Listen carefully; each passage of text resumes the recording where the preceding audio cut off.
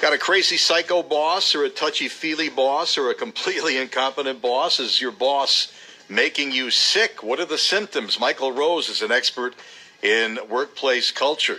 Michael, you mean like physically sick, ill, taking a day off kind of sick with a boss? Yeah, micromanagement situations or environments where you're kind of pulling the control out of the people doing the work definitely leads to stress and could be physical stress as well. Okay, so a boss that micromanages, is that the worst kind of boss for somebody to have? It's pretty up there.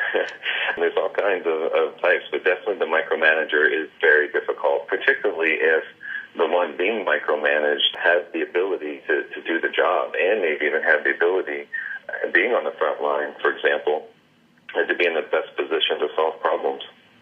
Okay, so people who apparently are micromanaged, this research indicates that those are the kind of people that are less likely to take off more sick days than others.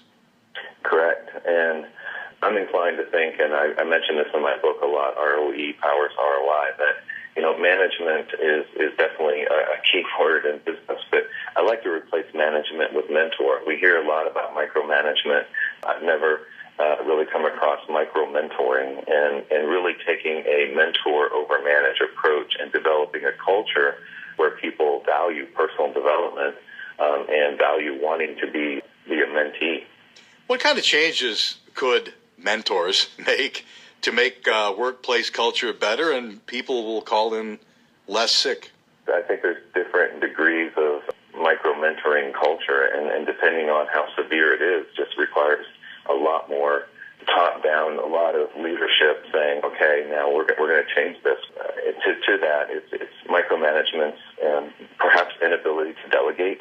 I think micromanagers sometimes lack vision, and they just get caught up in the details. And when you're caught up in the details, you really just can't see the bigger picture. On the other side of that, letting people own their own projects and making it okay to fail. And there's a popular pizza commercial on right now. It's like, it's okay to fail. Being okay with mediocrity, at least in the short term, and resisting getting in there and controlling minor mistakes. That's Michael Rose. He's an expert at workplace culture. rmichaelrose.com.